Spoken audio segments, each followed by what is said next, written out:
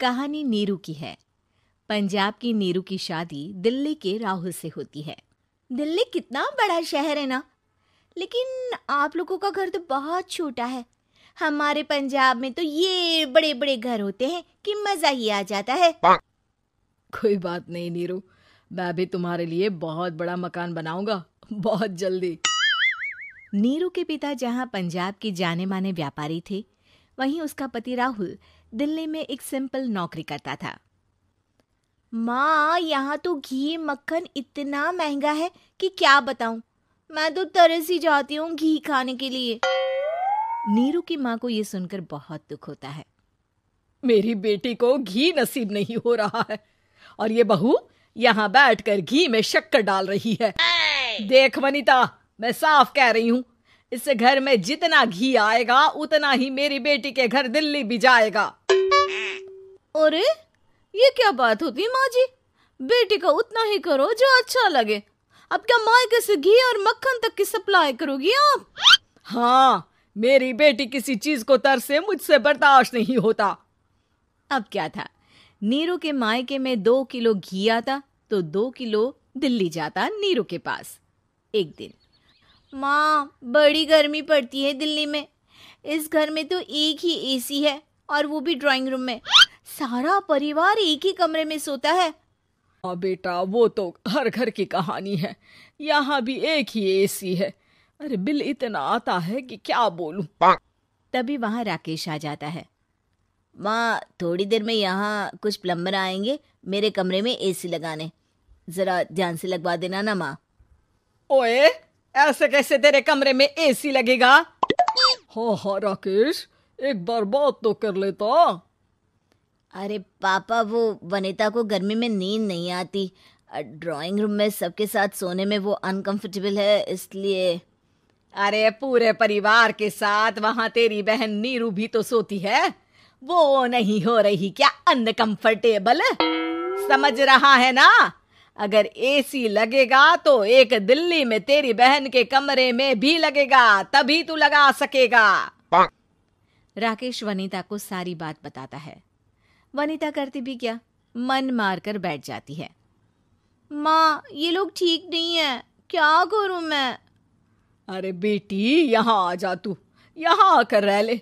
अरे छोड़ दे ऐसे पति को। कैसे छोड़ दूं माँ? समाज क्या कहेगा, लोग क्या कहेंगे? वैसे भी मेरा एक बेटा है मयंक। अरे हटा बेटा, तेरी उम्र ही क्या है? इतनी परेशान रहेगी तो काम कैसे चलेगा? खैर, बात आई गई हो जाती है। माँ को लगता है कि नीरू ठीक है, तो वहीं नीरू के मन में एक ही लाइन चल रही होती है, यहाँ आजा। माँ ने तो बोल ही दिया है कि यहाँ आजा। बस मयंक थोड़ा सा बड़ा हो जाए, इन गरीबों को छोड़कर मैं वापस माँ के पास ही चली जाऊंगी। वो इसी सोच में बाजार में चल रही थी कि मैम, आपका दुपट्टा जमीन को छू रहा है। नीरू जैसे ही उस लड़के की तरफ देखती है, देखती ही रह जाती है। हाय रे, कितना सुंदर लड़का है ये। अब क्या हुआ? मैंने कहा आपका दुपट्टा। तो खुद ही उठाकर दे दो ना। लड़का समझ जाता है कि नीरू उस पर फिदा हो चुकी है। वो उससे उसका नंबर लेकर चला जाता है। अब क्या था, नीरू और रोहित में लगातार बातें होने लगती है। मैं हरियाणा का रहने वाला हूँ, यहाँ एक बड़ी कंपनी का मैनेजर हूँ। अच्छा, और कितने बच्चे हैं तुम्हारे? बच्चे? अरे मेरी तो शादी भी नहीं हुई है। तुम बताओ, शादी करोगी? नीरू शर्मा जाती है। अब लेकिन मैं तो पहले से ही शादीशुदा हूँ। मुझे फर्क नहीं पड़ता, बस तुम शादी कर लो, भाग चलते हैं। बहुत पैसे वाला हूँ मैं, हमेशा खुश रखूंगा तुम्हें। नीरू रोहित से मिलकर सारा प्लान बना लेती है और फिर एक दिन घर से भाग जाती है। दोनों शादी कर लेते हैं। शादी के बाद, क्या बात है नीरू, तुम्हें परेशान सा देखता हूँ, सब ठीक तो है ना? हाँ, सब ठीक है।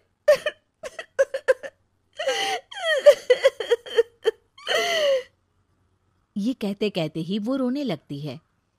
अरे क्या हो गया, रो क्यों रही हो?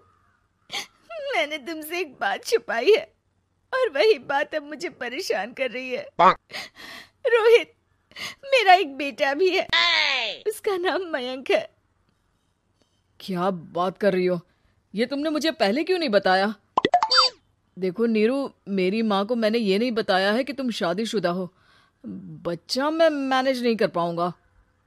नीरू को समझ में नहीं आता कि वो क्या करे। तुम उस बच्चे को अपनी माँ को क्यों नहीं दे देती? नीरू चुपके से माँ को फोन करती है। माँ, क्या मयंक को तुम रख सकती हो? बेटा, मैं राकेश के साथ बात करती हूँ। आखिर घर का बेटा वही है, जो वो बोलेगा। वैसे भी बेटा, तूने जो किया है ना, उसके बाद से पूरा घर तेरी बुराई कर रहा है। मैं भी अब किसी से तेरे लिए लड़ नहीं सकती। राकेश बेटा, नीरू ने तो जो किया बहुत ही बुरा किया, लेकिन मैं सोच रही थी कि क्यों ना मयंक को हम यहाँ ले आए। तभी वनीता बोल पड़ती है। वाह जी, ऐसे कैसे यहाँ ले आए? यहाँ क्या भंडारा भरा है? और जिस बच्चे की माँ ने नहीं सोचा, उसके लिए हम क्यों सोचे? नीरू को एक बार तो अपने बच्चे के बारे में सोचना चाहिए था ना। अरे लेकिन तेरे पास भी तो लड़का नहीं है ना वनीता। माँ, वनीता ठीक बोल रही है। कल को वो बड़ा होकर इसी घर का हिस्सा मांगेगा तो हम क्या करेंगे? माँ कहती भी तो क्या, वो चुप रह जाती है। वहीं नीरू का पहला पति कहता है। माँ, अगर आज भी वो वापस आ जाए तो मैं उसे माफ कर दूंगा। बेटा, गरीबी चीज ही ऐसी है, क्या करेगा? तू तो अब मयंक का सोच। वो बेचारा तो बिना माँ का हो गया। मयंक के खातिर तू दूसरी शादी कर ले बेटा।